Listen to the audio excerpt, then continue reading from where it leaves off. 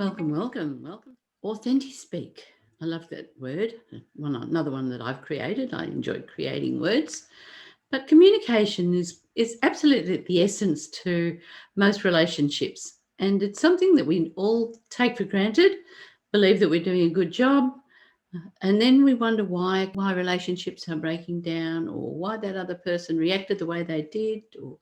So here's an opportunity for you to explore different aspects of communication, different aspects of Authentispeak, but we're also going to dig deep to the underlying things behind communication, things like body language or having a heart at war or heart at peace, and drama triangles and different situations we can find ourselves in and wondering why the other person's not receiving the message that we're giving them. So I hope you enjoy this module.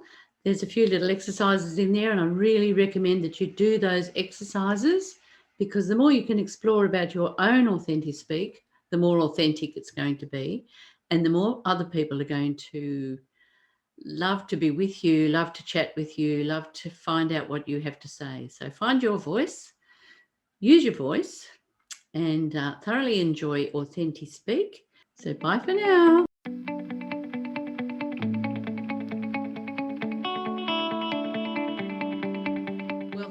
Welcome to this module on Authentispeak, communication. So if we're not communicating with each other, it doesn't really matter what else is going on. It's a bit like if our cells are not communicating, little else matters, and it's the same with us as people. So I'd like to go through a couple of things, and I'm going to share a PowerPoint with you this time because there's a few visuals I'd like you to grasp the ideas. But first of all, I want to just mention Stephen Covey's, one of his 7 principles of highly effective people is seek first to understand and then to be understood. So to me, that's probably the most crucial thing about it. I think a lot of the time we try to get over the point that we try to get our message across, but we're never really listening to what other people say. And I love his little story about where he went to the optometrist to get some glasses, and hypothetically, and the optometrist said, well, here you are, try these ones. They worked for me, so they should work for you, without actually doing any analysis or listening to what he really wanted them for and what it was all about. So, I think that's the key message I want you to remember from this little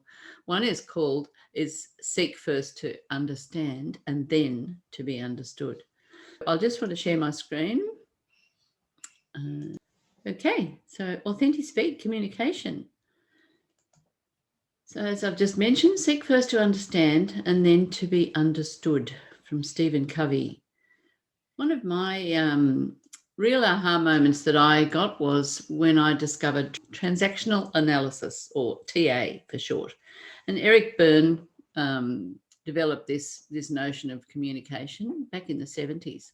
So it's been around for quite some time. But it's interesting that, 70% of communication is actually more visual and not so much the words you say. But this was a way for me to understand the way I was communicating with other people and why they were responding the way they were responding. So, and it's called transactional analysis for a reason, because every time we communicate, it's a transaction that's going on. I give something to you, some information or a question or whatever, and you receive that. So that's a sort of a transaction, a give and take. But sometimes what if that transaction that I'm giving you is what I believe is wrapped in blue paper, but what you're actually receiving is wrapped in red paper. So it's quite the opposite of what I'm actually giving to you. So Eric Berne coined the fact that there were 3 ego states we all have within us. There's a parent, the adult, and the child. Within the parent, we also have a critical parent, which is the shoulda, coulda, woulda, don't do this, you should be doing that, or why haven't you, or all of those sorts of comments, and we've all heard them, and we've all felt them. So, I mean, how does that make you feel when your parent said those sorts of things to you? The other parent is the nurturing parent. Oh, you poor thing, or how on earth are you going to manage, or possibly, you poor thing, come here, you need some nurturing. And once again, how does that make you feel when that is said to you? Sometimes it makes you feel lovely and soft, but usually it puts you into your child. So we have a child at three different child ego states. We have the free child, and we should all be letting the free child out as much as we possibly can. It's it's when you're running and laughing and just totally free, walking on the beach and just, kicking water, splashing water, holding a hose, hosing somebody else, provided they're happy and they're in their free child as well. That's probably a pretty important part of it. There's the adaptive child. So the adaptive child is when the critical parent starts attacking you and you adapt, or the nurturing parent, but you adapt based on what's being said or the way that message, whether it's wrapped in blue paper or red paper. I often think the nurturing parent is wrapped in blue paper and the critical parent's wrapped in red. So the adaptive child will adapt to whichever one of those are and respond in that way of an adaptive child. Then there's the rebellious child, of course, who, from the critical parent who rebels and says, no, I'm not going to do that. And the rebellious child often responds to another child in the same way. So they're the ego states that Eric Berne developed. So what happens in a conversation is we have the parent, there's our three ego states on one side, that's the person who is giving, and then there's the others on the other side, which is one person who is receiving. So we have a parent to child, as I was saying, don't do that, you're going to hurt yourself. And you get the response from the child, okay, Mum, sorry about that. Yep, I won't do that. That's what we call a complementary transaction, because they're both going in the same direction, whether it's right or wrong, but it's what we call complementary. They're not at cross purposes. They do understand, but the parent stays in the parent and the child stays in the child. What we're aiming to do is get our communication between adult and adult. The next one is from a child to a child, which may be, I don't like you. I don't want you to do that, or how a child will actually react to another child. And it may be a free child having play, and that child then responds like another child. But it's very much like the schoolyard sort of antics that go on when kids are playing and squealing and screaming and, wandering around cuddling each other and acting like parents sometimes, but it's child play. So it's very much how children play when they're playing child to child. Then we have the adult to adult, which is where you get the objective conversation, and this is where we really want to stay most of the time, is the adult to adult conversation that we're having. It's very easy once you're having a chat in your adult conversation that you then suddenly may make some very critical comment, or you may not even think it's a critical comment, but that may automatically push the other person into their child, into their adaptive child. And then because you've said that, even though you believe you've said it from your adult, it's the other person has received it with the red paper as opposed to plain paper, and they automatically revert into their child process. So, but by trying to stay in our adult, we can get the other person out of their child rather than reverting into our parent, because they may react as a rebellious child. No, I didn't say that. That's not at all what I meant. And you don't listen to me. And I'm giving up, and and they walk out of the room, storm out of the room. They've automatically gone into their child because you've acted like a parent. So it's a very fine balance, but it's really interesting to understand about these ego states and how easy it is for us to slip from one to the other. But an adult to adult is having a discussion. Parent to parent may be thinking even it's parents, or, they're thinking they're having a parent to adult, but they may revert back to their child and having it at cross purposes. So that's not complementary. That's a cross purposes type discussion, and that's an argument. When they start doing that, it's not a discussion. The parent thinks they're talking to the adult, but there's a response from a child.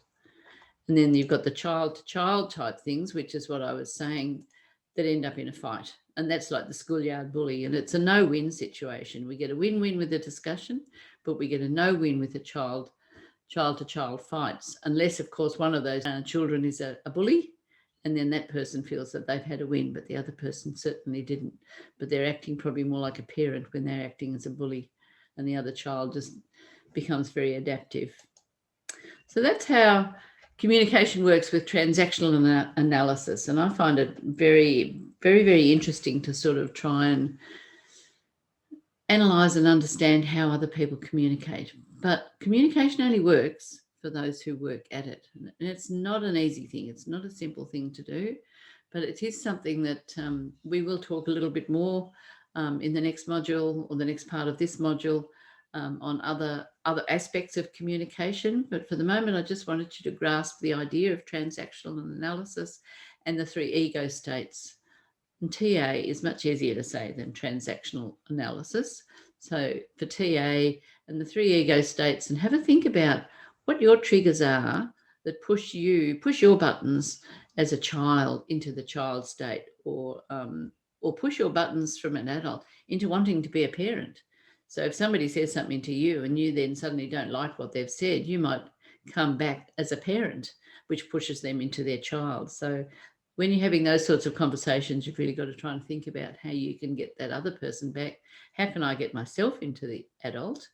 How can I treat that other person as an adult, not as a child who needs to be taught, or not as a somebody that needs to be told the right way to do it, or even the nurturing parent can sometimes come across too strong as nurturing, and it just keeps that other person having a pity party as well. So sometimes they need to have a little bit more help to get out of that sort of feeling of I need to be nurtured all the time.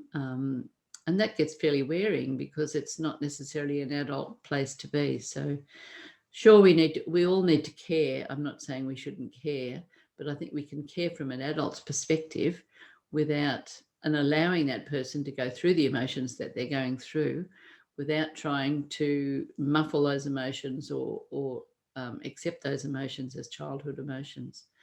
So that's a really tricky one as well, especially as a healer or a therapist. Sometimes that's not so easy, but it's about allowing that person to feel those emotions and work through those emotions themselves without you trying to dismiss them or keep them in that place, because they're not going to learn from it. And we're not going to learn from it either. So that's all about finding the new unique you. You've got clarity there around all the different ego states. I hope that makes it a little bit clearer about how people talk to each other. You can develop a lot more confidence about how you can talk to each other and how you can talk to your children, because your children have these three ego states as well. So it's really interesting to sort of work with those ego states with people of all different ages and your partner. And now you have some choices that you can make about the way you communicate with people. I have actually developed some exercises, so they're available in this module for you to do. So please complete the exercises, and I'm really interested in what your results and things are in those. So please message me if you've got any, if it's triggered something in you, or if you think that there's, if you want to have a discussion about it. We will be having a discussion on our mastermind this week.